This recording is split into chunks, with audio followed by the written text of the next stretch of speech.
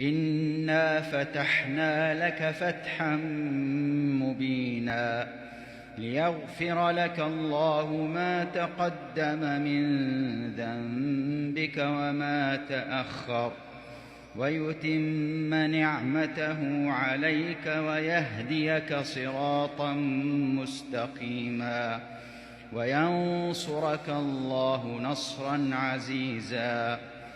هو الذي أنزل السكينة في قلوب المؤمنين ليزدادوا إيمانا مع إيمانهم ولله جنود السماوات والأرض وكان الله عليما حكيما.